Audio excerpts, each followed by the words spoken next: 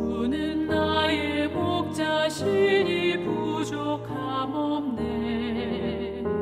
쉴만한 물가로나. 하나님 말씀 신약성경 로마서 12장 11절 신약성경 256페이지.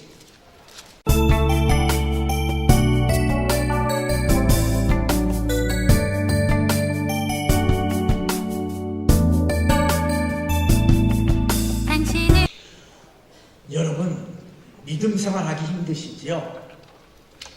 그저 편안히 하세요. 그냥 아무렇게나 해도 좋으니까 그저 교회만 나오세요.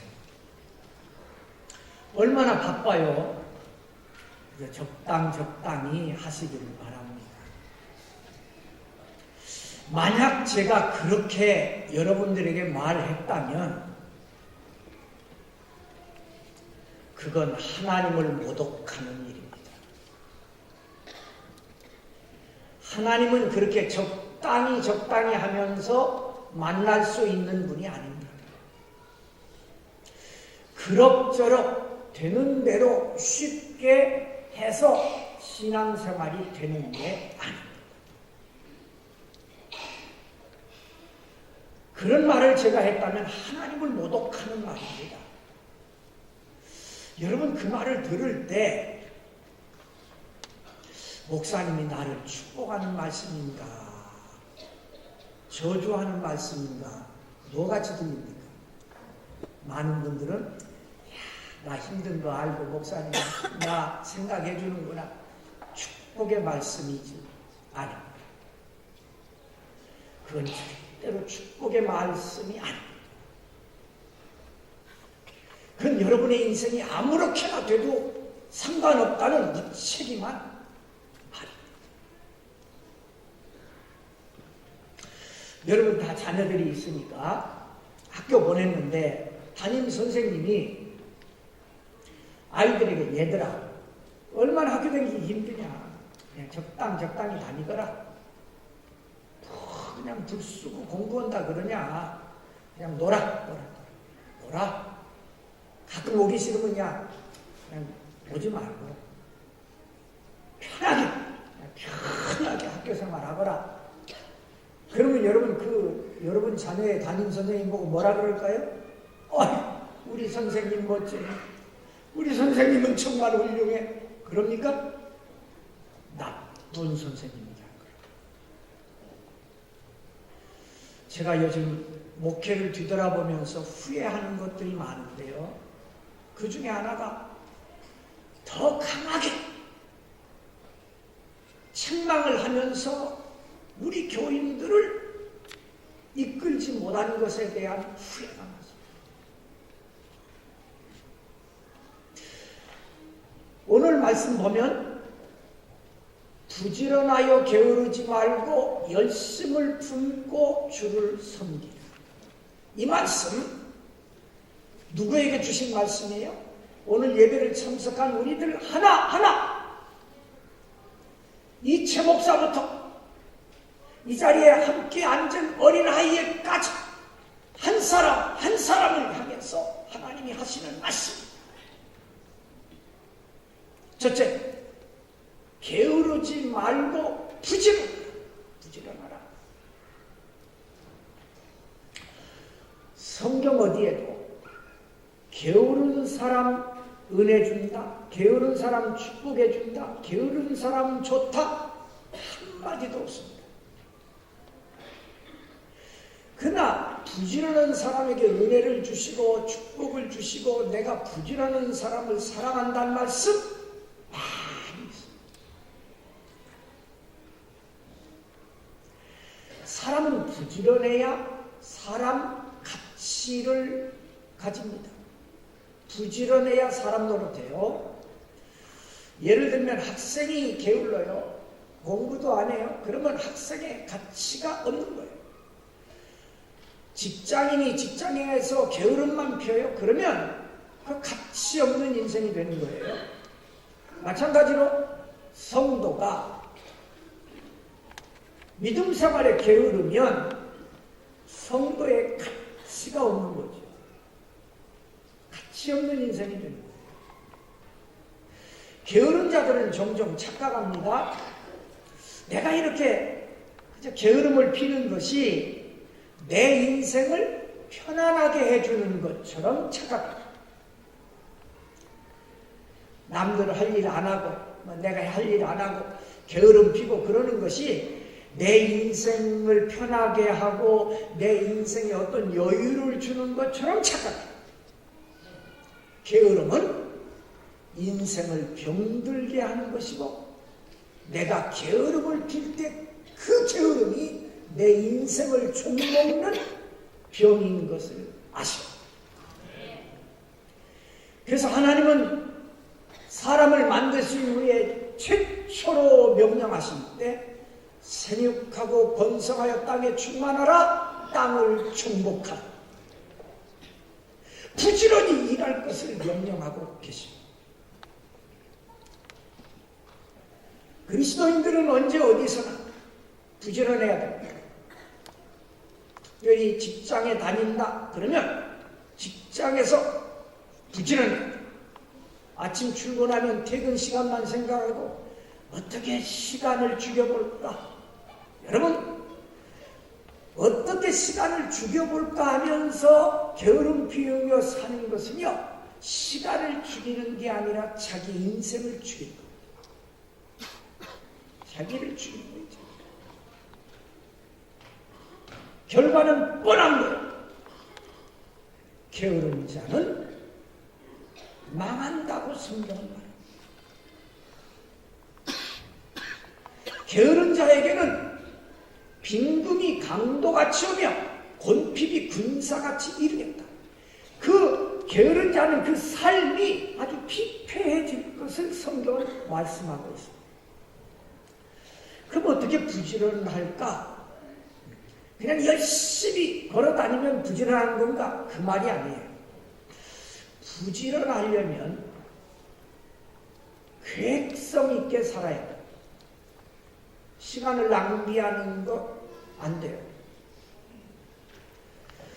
적어도 여러분들이 하루 생활을 시작할 때 아침에 눈을 뜨면 나는 오늘 무슨 일을 할 거야. 뭘 어떻게 해야지. 그런 정도는 생각하고 일어나야 됩니다. 아무 생각 없이 하나님이 주신 하루라는 기회를 아무 생각 없이 살았고 계획이 없어. 그게 바로 낭비입니다. 그게 바로 게으름이에요. 게으름.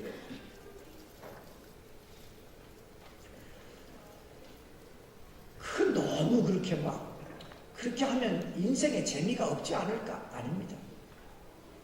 그래야 인생이 재미가 있습니다. 축구 경기 좋아하시죠? 축구. 전반 45분, 끝난 뒤에 15분 휴식하고 후반 45분.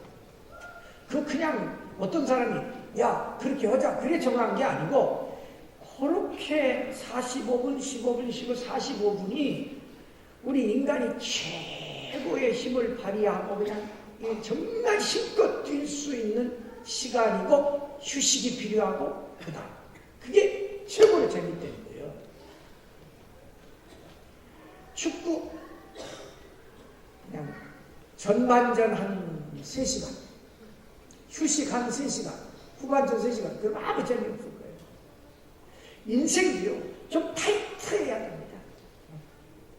그럴 때 거기서 진짜 재미가 나오는 거예요.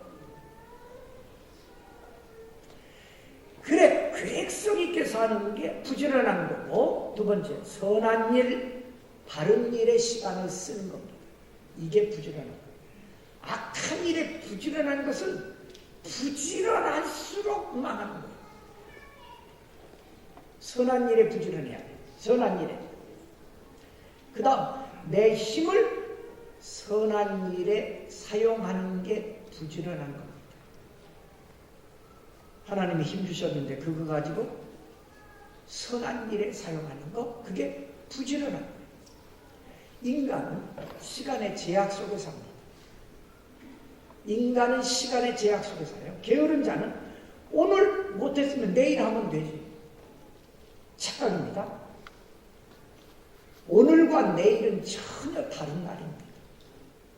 목사님, 오늘도 24시간, 내일도 24시간 똑같은데요? 아닙니다. 전혀 다릅니다. 오늘은 내 인생에서 오늘로 끝납니다. 내 인생의 오늘은 다시 돌아오지 않습니다. 인생은 시간의 제약 속에 살아요. 하나님이 이렇게 딱 내 인생에 정해주신 시간을 내가 사는 거예요. 오늘 잃어버리면 오늘은 영원히 되찾을 수 없어요. 그러니까 하루를 그냥 흘러가는 똑같은 시간으로 생각하는 사람은 게을를 수밖에 없어요. 하나님께서 오늘이라는 새로운 기회를 내게 주셨구나. 계획성 있게 선한 일에 내 힘을 사용해야 되겠다라는 사람이 부지런히 사는 사람입니다. 시간은 저축이 안 돼요. 돈 저축돼요. 돈 벌어 열심히 저축해요. 그래야 나중에 쓰잖아요. 지식도 저축이 돼요. 지식도. 머리통 속에 많이 담겨 놓으세요. 그러면 나중에 필요한 때 딱 나와요. 건강도 저축이 돼요. 열심히 건강 해놓으세요. 이 다음에 적당한 어떤 병이 오면 그냥 이겨요.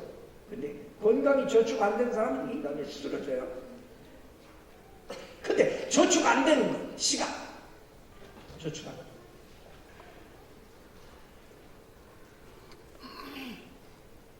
저축 안 돼요. 그러므로 하루하루를 만날 때마다 부지런히 사시기를 바랍니다. 두 번째, 열심을 품어라. 부지런하여 게으르지 말고 열심을 품어라. 열심을 품어라. 이건 이런 말입니다. 눈 뜨고 적으세요. 주전자에다가 물을 넣고 끓이는 거예요. 그러면 막 이제 물이 끓으면서 막 수증기가 올라오잖아요. 그러면 막 주전자 뚜껑이 덜렁덜렁덜렁 바로 그런 뜻입니다. 열심을 품어라. 내 속에 들은 것이 뜨거워지고 거기서 터져 나올 때 큰일을 하는 거예요. 어이구 물 끓여가지고 뭔 큰일. 요즘이나 뭐 KTX 전기로 다니고 막 이러지. 옛날에는 전기기관차 그 뭐예요? 석탄으로 물 끓여가지고 막 그 전기의 힘으로 막 사람 수백 명씩 싣고 막 달리는 전기기관차 그거예요. 근데요, 빈 주전자 안에 들은 게 없어. 빈 주전자 불 위에 올려놓으면 어떻게 될까? 주전자 망가져. 그 속에 물이 들어있을 때는 아무리 뜨거운 불에 놔도 주전자가 멀쩡하고 막 이러는데 들은 게 없는 주전자 불 위에 올려놓으면 다 타버려. 찌그러져. 없어져. 여러분, 내 속에 무엇을 품고 살까?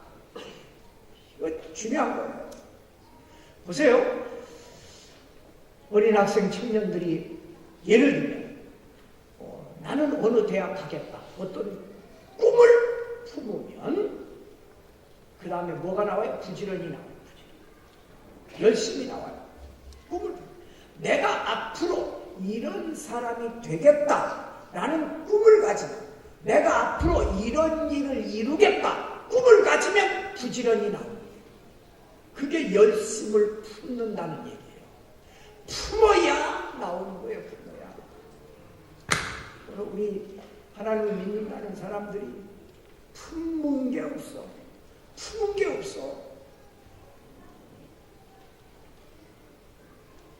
인생 열심히 삽시다.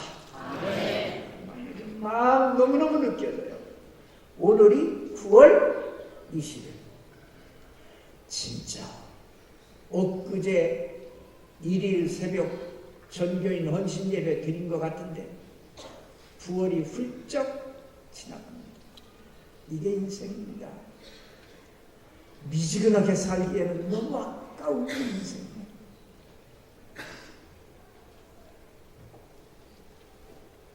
그러면 여기서 열심을 품으라 그랬는데 도대체 뭘 품으란 말일까? 이겁니다. 예수님께서 승천하시기 전에 제자들에게 마지막 유언과 같이 명령을 내리십니다. 땅끝까지 이르러 내 증인이 되거라. 땅끝까지 이르러 어디를 가든지 나를 증거하는 사람이 되라. 다른 말로 바꾸면 너희들은 이제부터 죽을 때까지 나를 품고 예수인 나를 품고 부활의 예수인 나를 품고 어디를 가든지 열심으로 나를 전해라. 보세요. 예수님 제자들이 예수님을 3년 동안 따라다녔지만 품지는 못했어요. 언제까지? 오순절 성령 충만을 받을 때까지. 그러니까 3년 동안 따라다녔는데 예수님 십자가에 못 박히게 되니까 다 도망가잖아요. 다 도망가. 품고 있으면 그렇지 않은데 그러다가 예루살렘 떠나지 않고 막 기도하고 그래서 예수님을 딱 저들의 가슴에 푸는 거예요. 그때부터는요. 저들은 떨어지는 법이 없어요. 어디를 가든지 어떤 환난을 만나든지 예수는 살아왔다고 부활하셨다고 그를 믿어야 된다고 증인이 되잖아요. 그러니까 우리가 예수님을 품어야 됩니다. 예수님을 품으면 예수님의 사랑이 나를 강권합니다. 예수님을 품으면 예수님의 말씀이 살았고 운동력이 있기 때문에 나를 움직입니다. 예수님을 품으면 예수님의 은혜가 내가 그렇게 하지 않고는 견디지 못하도록 만듭니다. 지난주에 광고를 듣고 10월 19일 날 이른 양 찾기 운동 700명 찾겠습니다. 총동원 주일 준비합시다. 그럴 때 어떤 사람은 그 소식을 듣자마자 끓는 사람이 있었어요. 그렇지. 이번 가을에 꼭 한 명은 주 앞에 인도해야지. 목사님 700명 저도 한몫하겠습니다. 끓는 사람이 있었어. 근데 그 말 듣자마자 이번 가을은 조용히 보내는 거 했더니 그럼 그렇지. 달달 볶는 우리 목사님이에요. 올가을이라고 그냥 갈 리가 있나. 또 볶기 시작하는구나. 그 빈주전선 속에 주님이 없는 사람은 전부 그랬어요. 그만큼. 자, 표정 관리 잘하시고 둘 중에 하나지. 내가 집들이 뭔데 목사님이 못하면 또 눈총 줄 텐데 저런 거 없이 어떻게 교회 생활 할 수 없나.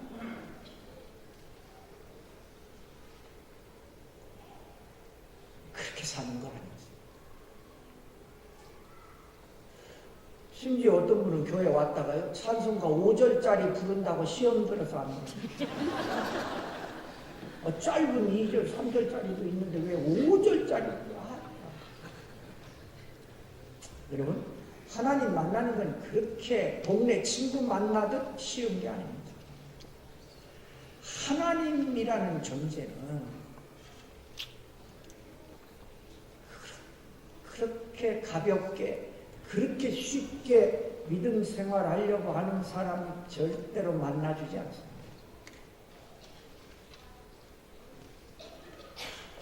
대통령 가서 내가 만나고 싶다고 그러면 만나줍니까?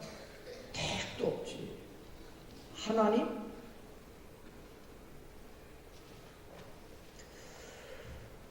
마지막, 주를 섬기라. 주를 섬기라. 부지런하여 게으르지 말고 열심을 품고, 그러니까 주님을 품고 주를 섬기라. 우리의 행동이 하나님의 영광이 될 것을 말씀합니다. 게으르게 그럭저럭 해가지고 되는 게 하나님의 일 아닙니다. 여러분 중에 이 교회 이렇게 건축하는데 어떤 분들은 그럭저럭 왔다 갔다 오는 분들 많아요. 그럭저럭 해도 됐네? 아닙니다. 당신의 그 그럭저럭은 아무 유익이 없었습니다. 정말 헌신하고 정말 몸 바쳐서 수고한 분들의 그 수고와 땀이 오늘 이걸 이룬 거지, 하나님의 일은 그럭저럭 아닙니다. 그게 되는 게 아니에요. 세상에 그럭저럭 되는 거 있어요? 그건 아주 가치 없는 것이나 되는 거예요.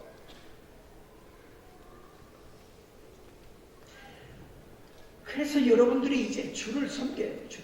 목사님 뭐 가지고 주 섬기는데요? 진짜 우리는 하나님께 받은 게 너무 많아요. 받은 게 너무 많아요. 구원의 은혜는 말할 것도 없고, 여번에 지옥 갈 우리들을 구원해서 하나님이 자녀 삼아주시고 오늘 여기까지 인도하신 거 하나님 은혜잖아요. 아멘? 아멘. 지금 내가 여기 있으니 말할 수 없는 하나님의 은혜입니다. 아멘. 내가 오늘 여기 있어. 우리가 가진 거 얼마나 많아요? 건강 있잖아요. 건강하니까 오늘 왔잖아요. 이 건강을 갖고 싶어 눈물을 흘리며 고통당하는 사람들 얼마나 많은지 모릅니다. 여러분 집 없는 분 있어요? 다 집 있잖아요. 이 지구상에는 집 없어서 길거리에서 나무 밑에서 사는 사람들 너무 많습니다. 우린 다 집 있어요. 가족이 있어요. 좋은 가족들이 있어요. 우리는 일할 수 있는 곳이 있잖아요. 내가 일할 수 있는 곳, 직장이 있어요. 큰 복이에요. 여러분 가정에 대부분 차 있죠? 요새는 대학생들도 차 몰고 다니는데 차이 많죠? 여러분 차가 있고 집에 냉장고가 있고 칼라 텔레비전이 있고 이런 정도 갖추고 살면요, 세계 인구를 100명으로 따지면 10만 안에 드는 겁니다. 아세요? 우리나라가 그렇게 잘 살아요. 스마트폰, 와, 요즘은 초등학교 애들도 다 그거 들고 다니더라고요. 얼마나 가진 게 많아요? 그뿐이에요? 굶는 분들 계세요? 없죠? 몸이 아파서 밥을 못해서 굶는 사람이 있어요? 정부에서 먹을 건 다 대주죠?